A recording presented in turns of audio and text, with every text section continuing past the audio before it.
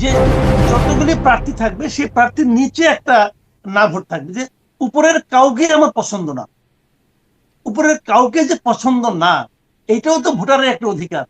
এই অধিকারটা আপনি কেন থাকতে দিলেন না? এটা কিন্তু এই এই যে এরা এবার করছে এটা, মানে আমি তো বললাম যে আগের বারের আগের সরকারের মানে সরকার আমলে যে আপনার ছিল, আরপিও যেটা ছিল, যে ভোটের যে নিয়ম কানুন ছিল, তার চেয়ে এবার একটা আরো খারাপ হয়েছে। এমনকি ইলেকশন কমিশনের যে গঠন করা হয়েছে, এটা ওই এই হাসিনা আমলের ওই খারাপ নিয়মেই গঠন করা হয়েছে। আমি তো মনে করি যে এটা একদম খারাপ কাজ জি করা হয়েছে, মানে এবং জাস্ট খালি আরো কিছুদিন ক্ষমতায় থাকার জন্য ইউনূস সাহেব গং, ডক্টর ইউনূস গং এই কাজগুলি করছে।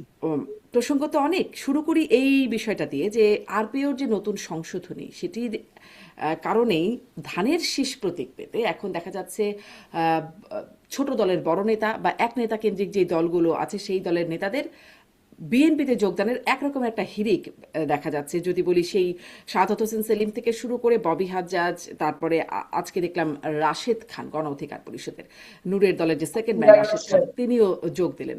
আমি জনাব মাসুদ কামাল আপনার কাছ থেকে শুরু করি, কিভাবে দেখছেন আপনি এই ট্রেন্ডকে?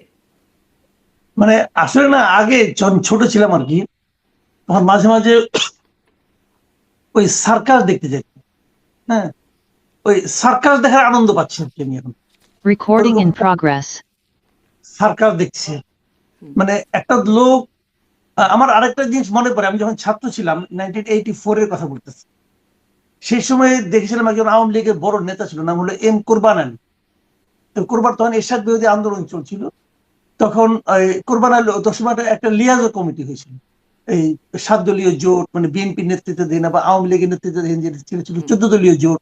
এই দুই জোটের মধ্যে 14 দলীয় না 15 দলীয় জোট, এই দুই জোটের মধ্যে লিয়াজো করার জন্য একটা কমিটি ছিল, লিয়াজো কমিটি। সেই লিয়াজো কমিটির প্রধান ছিলেন এই এম কোরবান আলী। তো একদিন এম কোরবান আলীর বাসায় ড্রয়িং রুমে বসে সবাই মিটিং করছিল, আওয়ামী লীগের বিএনপির লোকজন মিলে লিয়াজো কমিটি মিটিং। এগুলো আমার শোনা কথা, তখন শুনেছি আমরা। তখন একটা টেলিফোন আসে, তখন কোরবান আলী বলে যে, আমি টেলিফোনটা ধরে ধরে কিছু কথা শুনে শুনে বলে কি, আপনি একটু বসেন, আমি আসতেছি, বলে উনি বেরিয়ে যান। কিছুক্ষণ পরে সবাই, তখন 8টার সময় একটা খবর হতো বিটিভিতে, তখন সবাই খবরে দেখতেছেন যে কোরবান আলী সাহেব এরশাদের মন্ত্রিসভায় জয়েন করেছেন, শপথ দিচ্ছেন আর কি। তো এরকম দৃশ্য এখন হচ্ছে। কয়দিন আগে শুনলাম যে এলডিপির আপনার রেদওয়ান আহমেদ, উনি এলডিপির মহাসচিব, উনি একটা মিটিং করছিলেন, সেই মিটিং এ বিএনপির সঙ্গে এলডিপির যে বিরোধটা সেটা নিয়ে আলোচনা হচ্ছিল। এলডিপি চাচ্ছিল মিনিমাম 10টা আসন, বিএনপি অফার করছে মাত্র 2টা আসন। সেই 2টার মধ্যে একটা রেদওয়ান সাহেবের, একটা চট্টগ্রামে অলি আহমেদ সাহেবের ছেলের জন্য। অলি আহমেদ সাহেব ইমোশনাল হয়ে গেছেন এবং উনি একটাও নেবেন না এবং আলাদা নির্বাচন করবেন এই কথা ভাবছেন এবং বলছেন। রেদওয়ান সাহেব দেখা আলাদা নির্বাচন করলে তো ওনার কোনো আশা নাই। তিনি বলেন যে আপনারা বসেন, আমি এটা আসতেছি, যে সে বিএনপিতে জয়েন করছে আর কি। তো এই ধরনের ঘটনাটা ঘটতেছে। তো এই লোকগুলোকে নিয়ে না আমার মাঝে মাঝে খুব করুণা হয়, এবং করোনা হওয়ার পাশাপাশি আমরা খুব হতাশ বোধ করি যে এই লোকগুলি আমাদের লিডার, এই লোকগুলি আমাদের লিডার। ভাই, তুমি একটা আলাদা পলিটিক্যাল পার্টি, পলিটিক্যাল পার্টি মানে কি, সেই পার্টির কিছু আদর্শ আছে, তুমি একটা আলাদা আদর্শ তুমি তোমার আছে, যেটা নিয়ে তুমি জনগণের উন্নতি করতে চাও। কিন্তু এখন দেখা যাচ্ছে এদের মধ্যে প্রতিযোগিতা শুরু হয়েছে, কে কত দামে নিজেকে বিক্রি করতে পারে। তাদের আদর্শ ফাদর্শ কিচ্ছু লাগে না রে ভাই, এদের লজ্জাও করে না, মানে এদের লজ্জাও করে না যে গতকালকে সে কি বলেছে, গতকালকে সে পাবলিককে কি বলেছে, গতকালকে সে রাজনৈতিক দল হিসাবে তার দলীয় নেতাকর্মীদের কি বলেছে, আর আজকে সে কি করছে। এদের কোনো লজ্জা নাই। গণ অধিকার পরিষদের সাধারণ সম্পাদক সে যাচ্ছে, এটাকে আবার তার দলের সভাপতি জাস্টিফাই করতেছে, এটা নাকি তাদের নির্বাচনী কৌশল। মানে এটা কি বলবো, আগে এদের সম্পর্কে শুনতাম, এই গণ অধিকার পরিষদের এই যে নুরু বলেন অথবা রাশেদ খান বলেন, এদের নামের সঙ্গে আগে একটা আলাদা অ্যাডজেক্টিভ যুক্ত হতো, ওটা বলতো বিকাশ, বিকাশ নুরু, বিকাশ রাশেদ, এগুলো বলা হতো। ওনারা নাকি বিকাশে চাঁদাবাজি করতেন বলে বলা হতো। তো আমার শুনতে খুব খারাপ লাগতো যে এটা একটা পলিটিক্যাল লিডার, তার সম্পর্কে এই ধরনের একটা অ্যাডজেক্টিভ যোগ করা হয়। আমার শুনতেই খারাপ লাগতো, আমি খুব মন খারাপ করতাম যারা বলতো তাদেরকে নিয়ে। এখন দেখতেছি যে ওইটার তুলনাতে এটা আরো কম। এটা কি, সাধারণ সম্পাদক বলতেছে আমি চলে যাচ্ছি ধানের শীষ পাওয়ার জন্য, মানে একটা প্রতীক পাওয়ার জন্য। একবার ভাবেন তো, হাইপোথেটিক্যালি ভাবেন, ওই যে প্রতীক দিয়ে তারা গেল, তারপর তো তারা ফেল করতে পারে, পারে না? যদি ফেল করে তখন কি হবে? ইজ্জতও গেল, ঘরও গেল।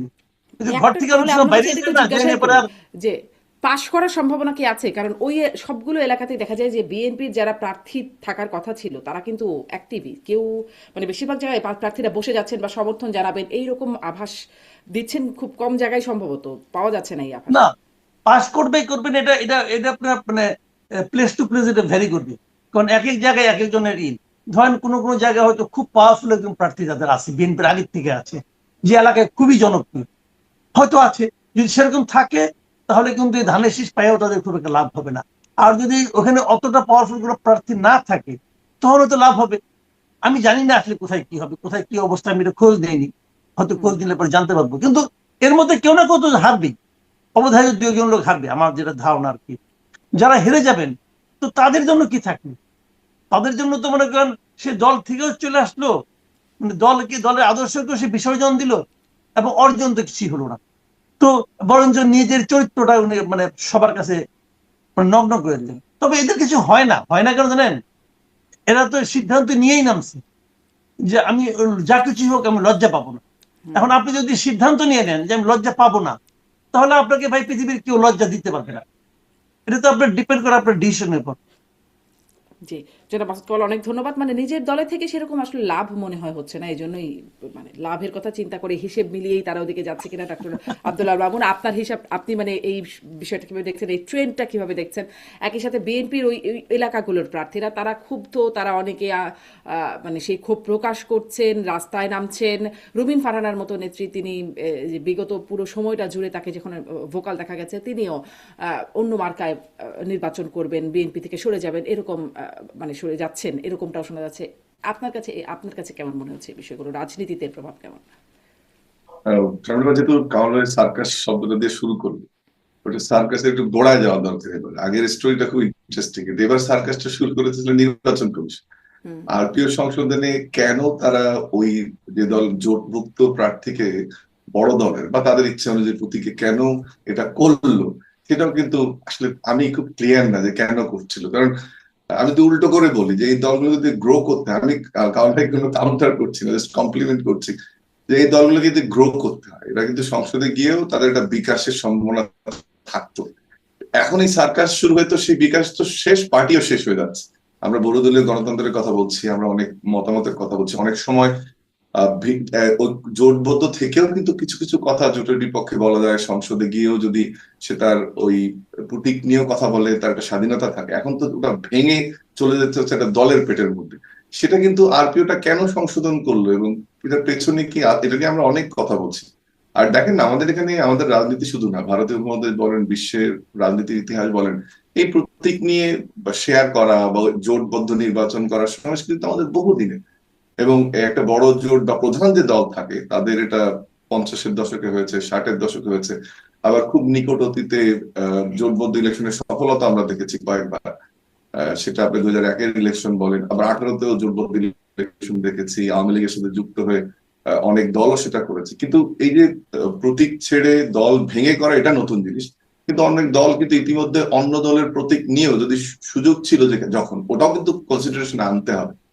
ধরেন কথার কথা যে রাশেদ খান মেননের তো সুযোগ ছিল তার দলের প্রতীকে নির্বাচন করা, কিন্তু তখনকার একদলীয় নির্বাচন, সে কিন্তু আবার অপশন ছিল, তারপরেও গিয়ে নৌকো প্রতীকে ইলেকশন করেছে। তো কোনটা যে বেশি খারাপ ওটাও কিন্তু মানদণ্ড নির্ধারণ করা মুশকিল।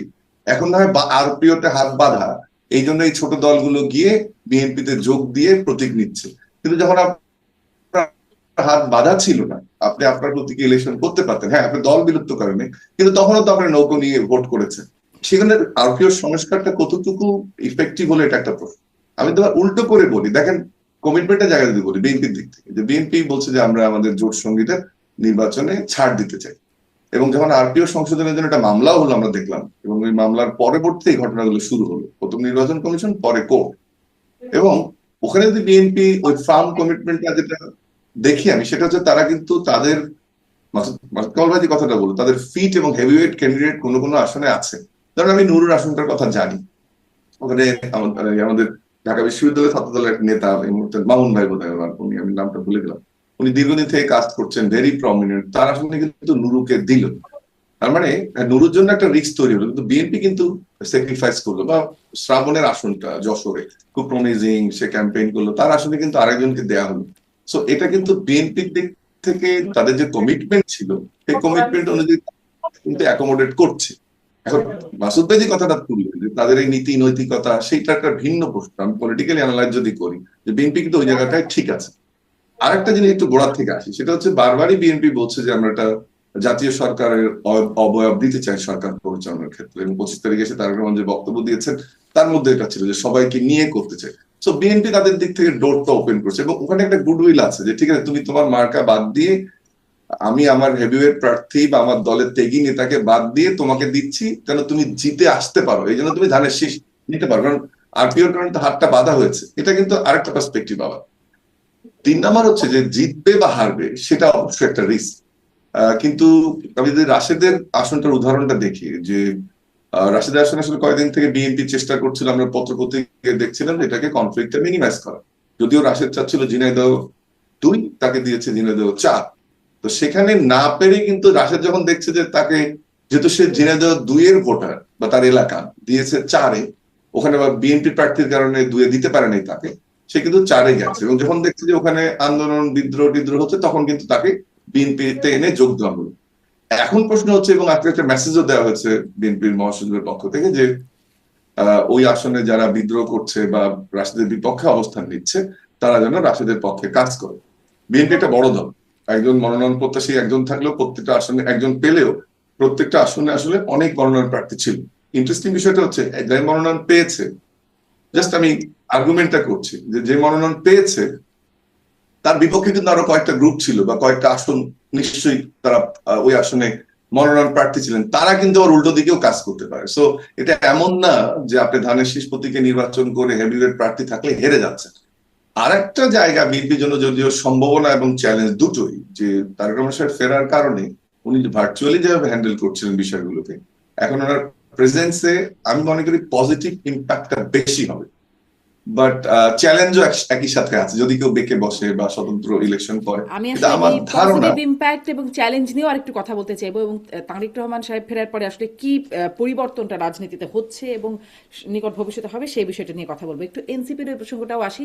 জনাব মাসুদ কামাল, এনসিপির, আচ্ছা ওইটাও একটু শুনবো, যদি আপনি কি ওই সার্কাসটার কোনো ব্যাখ্যা দিতে পারেন যে প্রশ্নটি ডক্টর আব্দুল আল মামুন করছিলেন, যে নির্বাচন কমিশন কেন এইরকম একটা একটা সংসদ একটা জিনিস আমি একটা জিনিস 30 সেকেন্ড যোগ করি, কারণ 30 সেকেন্ড যোগ করি, সেটা হচ্ছে ছোট দলগুলো কিন্তু যদি এটা না হতো, তাদের বিকাশের জায়গাটা কিন্তু থাকতো, তাদেরও দিনে দিনে রাজনীতি বড় হওয়া, বিকাশ, এটা কামালের সুবিধা হতে হলে সেটাও কিন্তু বন্ধ করা হচ্ছে আরপিও সংস্কারটা করে।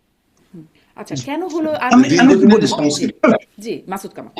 হ্যাঁ, আরপিও যে সংশোধনকে যেগুলো করেছে, হাসিনার আমলে যে আরপিও ছিল, তখন যে নিয়ম কানুন ছিল, তার চেয়ে এবার মানে এই এই যে নির্বাচনটা হতে যাচ্ছে, এখন নিয়ম কানুন তার চেয়ে একটুও ভালো হয়নি, বরং কিছু কিছু ক্ষেত্রে আরো খারাপ হয়েছে।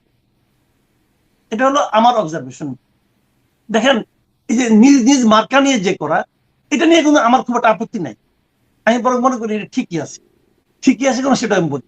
যে ভাই, আপনি নির্বাচন করবেন, আপনাকে বড় একটা দল আপনাকে ছাড় দিয়েছে, ওকে ছাড় দিয়েছে, সেখানে সে তার প্রার্থী দিবে না, আপনি তার মার্কা নিয়ে কেন করবেন?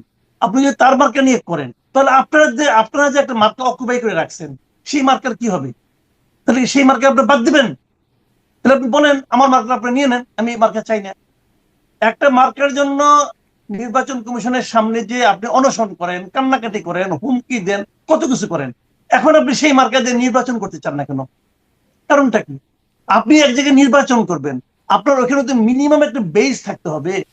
আপনার জন্য বিএনপি অথবা বড় দল, যে দলের সাথে আপনি আপনার কোয়ালিশন করতেছেন, তারা আপনাকে তাদের প্রার্থীকে উড্র করে নিচ্ছে, বলছে আমি আমার কোনো প্রার্থী দেব না। তারপরে এই খালি জায়গায় আপনি কেন ভয় পাচ্ছেন, কেন আপনি নির্বাচন করার সাহস পাচ্ছেন না?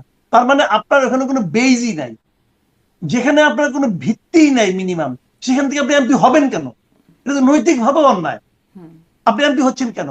আপনার ওই এলাকার সঙ্গে তো আপনাকে সংযোগ, একটা যোগাযোগ থাকতে হবে, তো সেটা কোথায়? আপনার নাই তো। ভাই, লজিক্যালি এটা হওয়া উচিত না আমার মনে হয়। কিন্তু এই আরপিও যেটা করেছে, দেখেন আগের আমলে কতগুলি কালা কানুন ছিল, আরপিওতে কতগুলি খারাপ জিনিস ছিল, সেগুলি এখনো রেখে দিয়েছে। যেমন ধরেন আপনার স্বতন্ত্র প্রার্থীর জন্য নির্বাচন করা, একদিকে আমার কাছে মনে হয় এটা অনৈতিক একটা নিয়ম যে 1% ভোটারের সিগনেচার লাগবে, স্বাক্ষর লাগবে, right? 1% ভোটারের, ওখানকার যা ভোটার আছে তার 1% ভোটারের আপনার স্বাক্ষর লাগবে। এই যে আপনি কথাটা বলছেন, এটা তো আপনি বলতে পারেন না একটা কারণে, যে এটা তো একটা ডিসপ্যারিটি হয়ে গেল অন্যান্য প্রার্থীর তুলনায়। তার জন্য আপনি কষ্ট বাড়াই দিলেন, 1 নম্বর। 2 নম্বর কথা হলো যে 1% লোক আপনাকে স্বাক্ষর দিবে, সেই 1% ভোটারের ভোটের যে গোপনীয়তা সেটা আপনি নষ্ট করলেন। এটা আপনি আইন অনুযায়ী পারেন না, একদমই পারেন না। এই কালা কানুনটা করেছিল আওয়ামী লীগ। আওয়ামী লীগের সেই কালা কানুন আপনি বয়ে বেড়াচ্ছেন কেন? এই আপনিও এটা ঠিক হয় নাই। আরেকটা তারা অন্যায় করছে, সেটা আমি বলি আপনাকে। আরেকটা অন্যায় করছে হলো এই যে নোটা ভোট, না ভোটটা যেটা করেছে, এটা হলো একটা মানে বিকলাঙ্গ না ভোট, আমি বলবো এটা ক্রিপ্টেড একদম একটা। কেন আমি বলি যে যদি কোথাও মাত্র একজন প্রার্থী থাকে সেখানে না ভোট থাকবে, এটা পৃথিবীর কোথাও এই নিয়ম নাই। এবং এই না ভোটের কোনো প্রয়োগ এখানে হবে না। মানুষ যখন জানবে একে না ভোট থাকবে, তখন সে বাড়ির চাকর বাকর কেন করবে, তুই প্রার্থী হয়ে গেল, কোথাও একজন থাকবে না। কিন্তু না ভোটের নিয়মটা কি? না ভোটের নিয়মটাই তো হলো যে যতগুলি প্রার্থী থাকবে সেই প্রার্থীর নিচে একটা না ভোট থাকবে, যে উপরের কাউকে আমার পছন্দ না, উপরের কাউকে যে পছন্দ না, এইটাও তো ভোটারের একটা অধিকার। এই অধিকারটা আপনি কেন থাকতে দিলেন না?